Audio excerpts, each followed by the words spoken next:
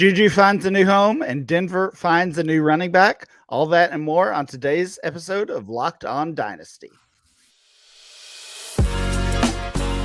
You are Locked On Dynasty Football, part of the Locked On Podcast Network. Here are your hosts, Matt Williamson and Ryan McDowell.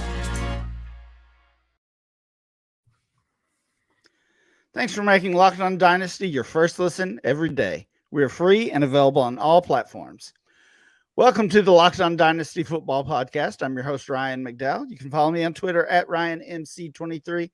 Joining me, as always, is Matt Williamson. Find Matt on Twitter at Williamson NFL. Matt, how's it going today? I'm great, man. How are you? I'm doing well. We've got more news. Yesterday, I think we ended the show saying we would be back, hopefully with Aaron Rodgers news, hopefully with even some Lamar Jackson news, and we got sort of news. Yeah, right. About each of those guys. Everybody else is talking about those two players. So let's lead the show with someone that I never would have expected to lead the show with, Samaje Perine. Let's start with Samaje Perine. Matt, yesterday on our show, Talking Free Agency, we kind of dreamed about Austin Eckler landing in Denver, but we quickly decided that was not going to happen due to the rivalry between the Broncos and Chargers. But you stated basically whoever Denver adds, you want that running back. And I think as soon as we hit that button yesterday, we found out that they did sign a new running back. That is Samaje Perine, the veteran recently of Cincinnati, who, if you ask most people, he outplayed Joe Mixon, at least for large chunks of the season this past year. Perine gets a 2-year deal, $7.5 million. Obviously, still some concerns about the health of Javonte Williams and when he's coming back or when he's going to be able to get back on the field. What do you think of Perine, and are you going to be targeting him in trades or new drafts? 100%. No question about it. He's not an explosive, twitchy guy. I really don't care. I'm more worried about opportunity. He's shown throughout his career that he's very good in protection. He's very reliable in the pass game, and he's built to handle a pretty good workload. Yep. And they gave him $7.5 million over 2 years. I mean, that's a decent contract for a running back. Then he doesn't have a ton of wear and tear off his body at this point. I think they're going to run the ball like crazy. So I almost didn't care who it was, but this is as good as any because I could see him out there for, a high percentage of the snaps. Yeah, I totally agree. Really, it's kind of best case. Like we talked about Rashad Penny yesterday, and because Penny has had some success, he's a former first-round NFL draft pick. His price is going to go up quite a bit. We talked about that. I think Perine is still going to be a guy that you could go out and trade for, get him as a throw-in another trade, maybe flip a late second, I think would probably buy him in most leagues, maybe even a couple of third rounders. He's going to be a guy you can still go out and trade for, even though we really love this landing spot. Yeah, good call. Let's stick with the running backs. We got some other news last night, and again, we're recording this on Wednesday afternoon, and still just waiting for the news to roll in. But last night, David Montgomery signs with the Detroit Lions. He gets a 3-year deal for $18 million. And Matt, this one was a shocker for me, not because Montgomery was leaving the Bears. I think that was probably expected at this point. But I was very certain that Jamal Williams would be back with that Detroit Lions team. It was a great success story for him this year. He made it clear he wanted to be back following the season, and we've seen so many others stick with the Lions, including free agents, including assistant coaches. Like this kind of felt like one of those teams that would try to just keep it together and run it back. And now it looks like Jamal Williams will not be part of this team, but David Montgomery will be. Let's start with the Montgomery piece of this. Do you like the fit of Monty in Detroit? I don't love the player. Really don't own him anywhere. He was going early in his rookie drafts and just was never for me. I just thought he was average talent. But I love the landing spot. I mean, we've obviously seen that position is capable of scoring a lot of touchdowns. Jared Goff's not going to steal the goal line carries from you like Buffalo does or anything like that. He's an able receiver. Williams out of the picture is huge. They want to run the football. They're a very physical offense with a great offensive line. And here's the kicker is I think DeAndre Swift, I have no inside knowledge on this. It's just, I've done it a long time and sometimes you just get vibes. And my vibes are that DeAndre Swift has fallen out of favor with that coaching staff, that they don't trust him or he's not their style, whatever it is. And oh, by the way, his running back coach, Deuce Staley, is now in Carolina. Like, I don't think it's a non-zero chance that Swift gets traded maybe to Carolina, or somewhere else on draft day or between now and then.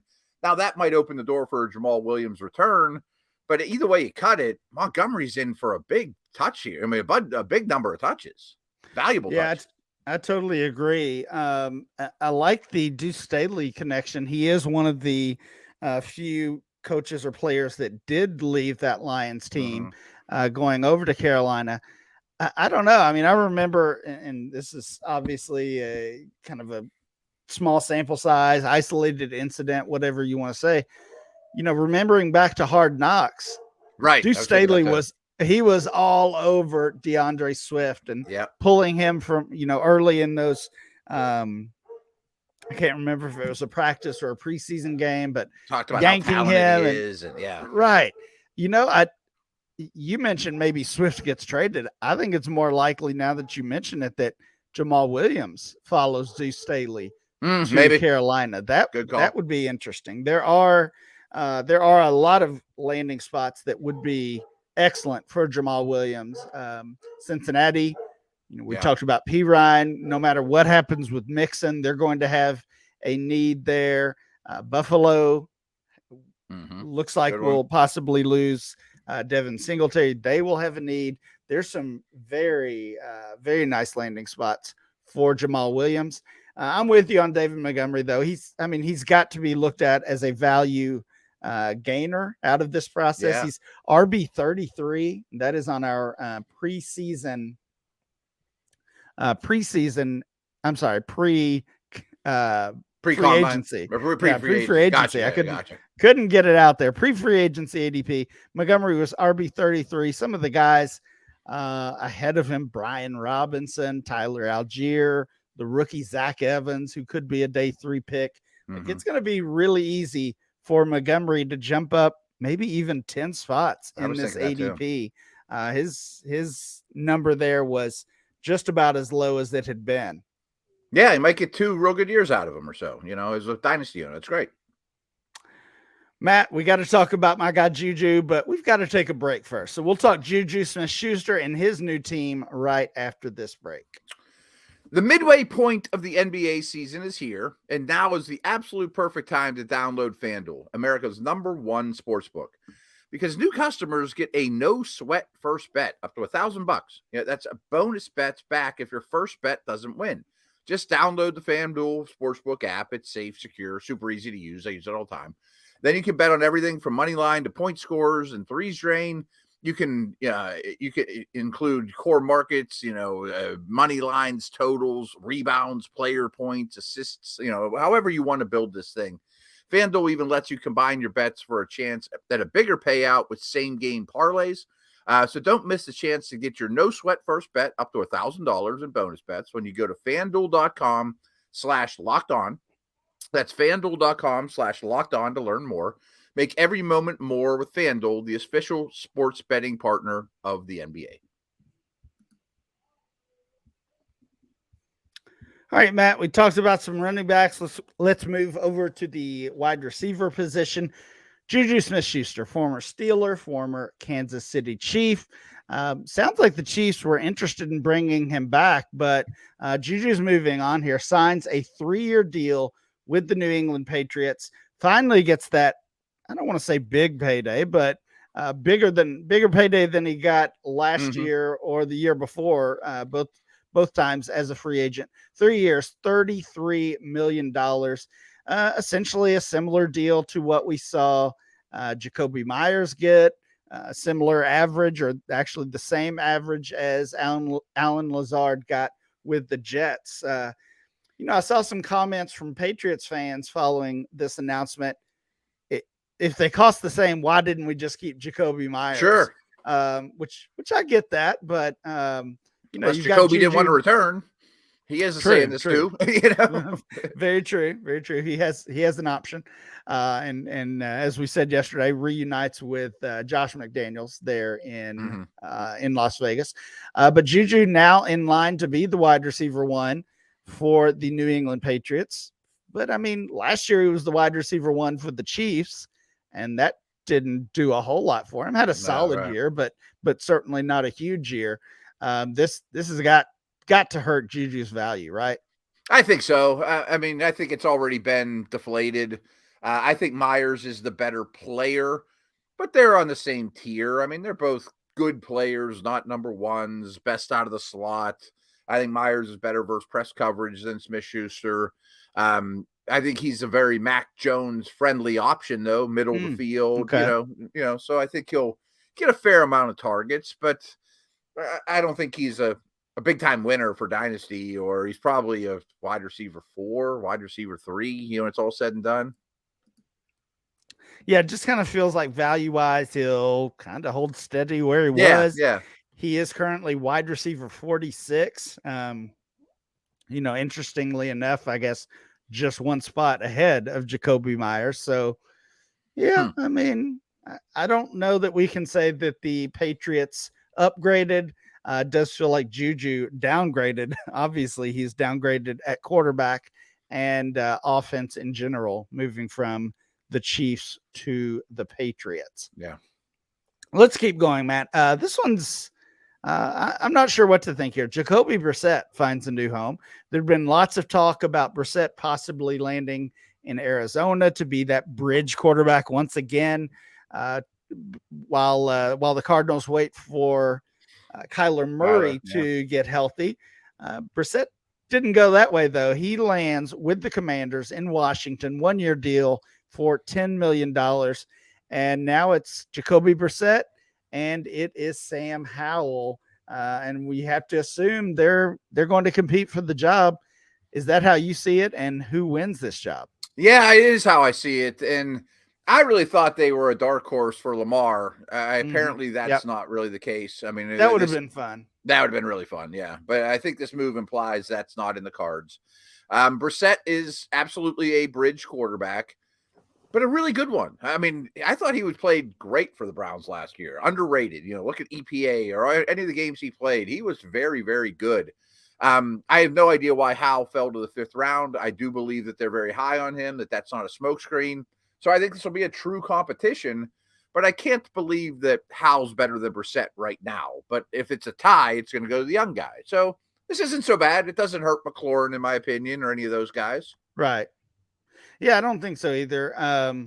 You say he's a bridge quarterback. I get that. I mean, you don't look at him as the long-term answer, but is he the bridge to Howell, or is he the bridge to somebody the next guy? Up. Yeah, that's what we'll figure out. And Howell's going to be given every opportunity. Probably will fail. Most do that are mid-round picks, but I don't think he's the average mid-round pick. And Brissett can win you games, Let's stick at quarterback. It looks like the Buccaneers have their starter, although they're probably in a similar spot to the Commanders. Yeah, they had Kyle Trask on the roster, and certainly, looked like a chance that he might just kind of get that job by default. Instead, the Buccaneers sign Baker Mayfield. It's a 1-year deal, $8.5 million. So again, I'm assuming Mayfield and Trask are competing for this job. I'm assuming the veteran Mayfield is going to win it, at least to start the season, and we'll see how he plays. I think he kind of won back some fans and helped himself with his run with the Rams. Yeah, I think so. I mean, he finished kind of strong by his recent standards. But I think you run back the exact same conversation we had about the Commanders, except to be honest, I think Brissett's better than Mayfield, and I would rather have Howell than Trask. But, I think it's almost the exact same situation, a little bit lesser version of it. And I do think it's noteworthy, though. I mean, this guy was a first overall pick, and he's now been with 4 teams in like a year. I mean, that's hard to do. Yeah, 4 teams within the last calendar year, literally was Basically, was not let go by Cleveland until later in the spring. Signs with Carolina, eventually asks for his release and gets it. Finishes up the year with the Rams, and now he's on to Tampa Bay. So we'll see if we'll see how long he sticks around in Tampa Bay. It is a 1-year deal, as I said. One more here before we have to take another pause. Zeke Elliott. This one, I guess, was kind of assumed, but there's a lot of celebrating out there today. Zeke Elliott is released by the Dallas Cowboys. He'll be that post-June 1 cut, so that saves them a ton of money. Don't have to pay that contract, at least don't have to pay it in full. Like I said, lots of celebrating that Tony Pollard's moving up the ranks, etc. I don't know that he's moving up my rankings. I mean, I was kind of assuming already either Zeke would be gone or Zeke would be close to a non-factor, and that Tony Pollard would dominate this backfield. And that's obviously going to be the case now. In fact, we know Dallas is going to add somebody to pair with Pollard. Yeah. Whoever they sign or draft could be a bigger threat. Ultimately, this could be a negative for Pollard. I was thinking that too. You kind of beat me to the punch on that. I frankly thought Elliott would be back just because he's an icon. They would structure it'd be less embarrassing. Jerry loves him, right. But they just cut him and moved on, and everybody understands why, and so be it. He'll be in their Ring of Honor or whatever someday. He's a great player. The one thing about Elliott, though, I agree with everything you just said, and he's actually being linked to the Bucs. I don't know why the Bucs would be of any interest in him right now. That makes no sense to me whatsoever. Wow, I haven't seen that one. I mean, and Elliott, to me, though, was a touchdown stealer. Like if they were on the 1, he'd come trotting out and get the touchdown. You know what I mean? That was the one thing. Will the next guy get that honor? Probably not, because it probably is going to be Tank Bigsby or somebody like that, a 3rd-round pick or a 4th-round pick. That could be, but probably is a better player than Elliott at this stage. Well, there are still, we're seeing the running backs start to find some landing spots, but there are still a lot of running backs out there. And, we already mentioned Jamal Williams, Leonard Fournette is out there, Singletary, even Miles Sanders. Sanders. There could be some real competition for Pollard. I mean, I think Pollard's more talented than all of those guys, but essentially the 1B or the RB2 could take on a larger role than Zeke had last year, which would be the concern if you are invested in Tony Pollard. If we're right about they use a 3rd, 4th round pick on a running back, I want that running back. I don't care really who it is, because Pollard might be gone in a year. Yeah, good call. Matt, after the break, we'll finish up with the top quarterbacks that everybody's been talking about. Folks, today's episode is brought to you by Ultimate Football GM, and you've heard me talk about this mobile game app, and if you ever thought you'd make a good GM, which I've dreamt about my whole life, you got to give this game a try. It's not as easy as you might think to create a dynasty. When you play Ultimate Football GM, you get to control and manage every strategic aspect of your team as you play through seasons and lead your team to glory, trying to build a historic dynasty. With the Ultimate Football GM, you're responsible for controlling the destiny of your franchise you got to hire the right coaches and coordinators. That's that in depth. Managing all the finances, including negotiating player salaries, terms, all that stuff as well. Navigating your franchise through free agency, draft, injuries, player personnel issues, and all the ups and downs of the season. And then all this is in a challenging and realistic game world. Ultimate Football GM is completely free and playable offline, play on the go as you want and when you want to. So Locked On listeners get a 100% free boost to their franchise when using the promo code Locked On in all caps, Locked On, all caps in the game store. That's Locked On. So make sure you check it out today. To download the game, just visit ultimate-gm.com or look it up on the app stores. That's ultimate-gm.com, Ultimate Football GM. Start your dynasty today. Thanks for making Locked On Dynasty your first listen every day. Now make your second listen Locked On NFL Draft. Damian Parson and Keith Sanchez provide in-depth coverage of the biggest NFL draft prospects with deep dives into sleepers and hidden gems that can change your favorite NFL franchise. Find Locked On NFL Draft wherever you get your podcast and on YouTube. Part of the Locked On Podcast Network. Your team every day. Matt, we put this off as long as we can. Let's talk Aaron Rodgers. Of course, he went on the Pat McAfee show today and went on and talked. That YouTube stream had nearly 500,000 viewers at its peak, which is unreal to think about. And Rodgers said a lot of things, but of course, what was most notable and what you have all heard or seen quoted by now is that he says his intention is to play for the New York Jets. So that's what Rodgers wants. Nice step in the right direction. Yeah, that's what Rodgers wants, but it is not a done deal yet. Sounds like the two teams are still trying to hammer out a deal. But you're assuming Rodgers is a Jet at this point, right? I am. Some people have come out and said the sticking point isn't Rodgers. I find that kind of hard to believe, but it's the compensation. Getting his contract worked for to fit the Jets and all that.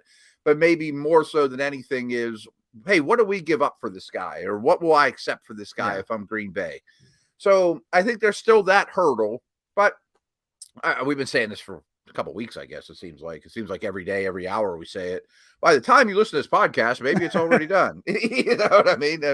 I say it on Peacock and Williamson every day, but I think he'll be the Jets quarterback, and I'm operating that way very much so. Yeah. And I guess, we've been begging for Rodgers to make a decision, to make an announcement. And now that he's finally done that, it does feel like he's kind of put the Packers in a bad spot that they've got to get a deal done. Are they going to get those multiple first rounders that were mentioned at one point? Certainly not.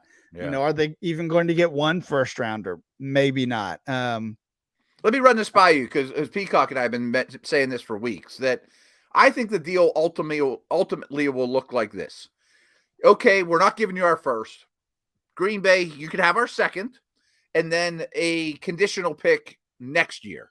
If Rodgers retires after this year, you get nothing. If we win the Super Bowl and he comes back, you get our first. You could really pattern it so Green Bay can hope that he stays with you or whatever. And in the meantime, they get the second this year, which isn't so bad.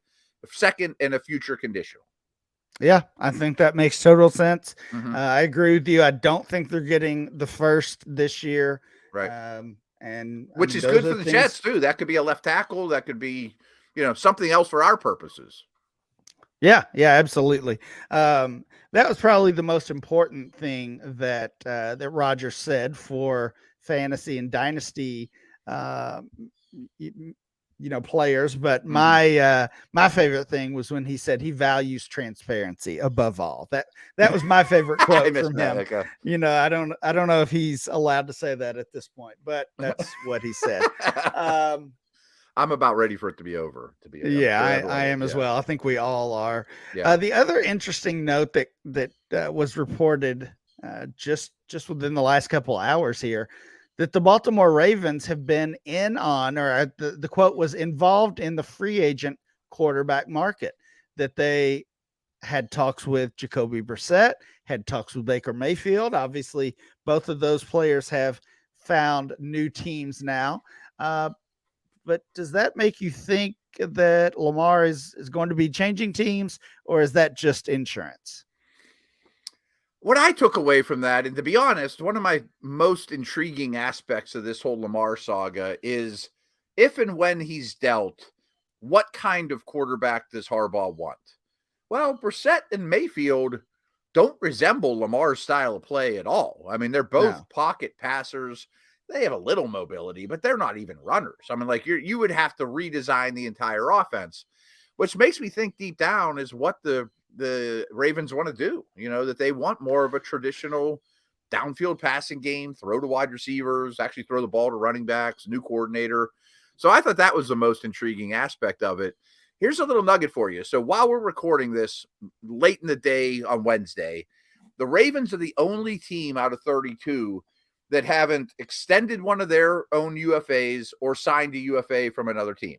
I mean, they're just totally hamstrung because they have this huge contract, set aside for Lamar. Yeah, that's interesting. We talked about how other teams would be, kind of stuck if they were to make an offer. Yeah. But, maybe it's the Ravens themselves who are laying low due to that impending contract. One note, though, about Lamar is now that the new year is here. Happy New Year, by the way, Ryan. I wish everyone a happy New Year. That's right. I hope everyone was good last night and didn't go too crazy on New Year's Eve. But now that the new year's here, since this guy doesn't have an agent, you can actually call and make some moves with him. I mean, the last couple of days, I don't think you could have got a lot done with Lamar. So maybe we actually see some movement. Yeah, I guess officially, legally, by the rule book, Lamar could not talk to another team until 4:00 on Wednesday. That is the beginning of the new league year, is what you were referencing there. It was, it was noted, it was pointed out that if he had an agent, that agent could have talked with other teams leading up to this new league year, but he doesn't. So that didn't happen, or at least we assume it didn't happen. If every team is doing what they're supposed to be doing, which we'll just leave it at that. But you're right. Right now, within the past couple hours here as we record this, that's really the first time we would have heard anything about Lamar Jackson. So we'll see what happens with him over the next couple days. Really, you would think it would be pretty quick, but as we talked about a couple weeks ago, teams can make him an offer all the way up until even after the NFL draft. Yeah. So this could be a long drawn out issue for the Baltimore Ravens. Two last things on this, and then we'll wrap it up. Is I think Lamar has a lot of good points in all this, and I respect his stand, and I'd probably be taking a similar one. The fact that he doesn't have an agent boggles my mind, though. I mean, we're talking hundreds of millions of dollars, and you just don't want to shell out the 3%. I mean, things would have probably been done by now. Like this, that makes me insane. I respect his stance and I respect his ideals and all that, but not to have an agent in such a big deal is unbelievably nuts to me. And then Brian Peacock threw this out today on our show. What about the Colts for Lamar? They just traded Gilmore. The only move they've made is make Matt Gay the most expensive kicker ever. You might not, with the trade up from Carolina to 1, they might be like, we loved Stroud and Young. I don't know about the other two. I think that's a potential landing spot. Yeah, maybe. I mean, if I'm the Colts, and this is risky, I guess you have to wait and see what other teams are doing. If I'm the Colts, I'm waiting until after the draft because I don't want one of those picks I'm offering be number 4 to be the 4th overall. Yeah. Right. I mean, other teams could offer those 2 picks with that deal that one of them is the 25th, 27th, 29th pick in this year's draft. And they would have to give up the 4. That hurts. So I like the idea. I like pairing him with Steichen. That would certainly be a good thing. Right. The new coaching staff there, but I don't know if I want to give up that 4 as good part point. of that deal. You draft Will Anderson and then make the contract call, Yeah. A couple of small things we'll just throw out there as we wrap up. Boston Scott back with the Eagles. So they've got their backfield intact, it looks like, with Rashad Penny, Gainwell, and Scott. Miami, we said yesterday they brought back both Jeff Wilson and Raheem Mostert. Today they add Myles Gaskin. So they've got all 3 of those top backs back in the fold. I still wouldn't be surprised if they added someone else. And J.D. McKissick, a big story from last year's free agency period, was cut by Washington. Kind of feels like his career could just be over. Fizzling at this out. point. Yeah. Real quick, I don't think any of those are necessarily consequential moves, but kind of as you implied, it makes me wonder if the Eagles, well, Miami and especially the Eagles, are now out of the running back market, which would be awesome for Penny. Yeah. Oh, absolutely. Penny's still the big winner. P. Ryan, I think, is another big winner from a fantasy standpoint so far, just a couple days in here. That will do it for today's show. Please make sure you download and subscribe to the podcast on Apple Podcasts, Spotify, or wherever you get your podcast. Subscribe to the Locked On Dynasty channel on YouTube. Remember to follow the show on Twitter at Locked On Dynasty. Follow Matt at Williamson NFL. And I'm Ryan, MC23. We'll be back next time with more Locked On Dynasty.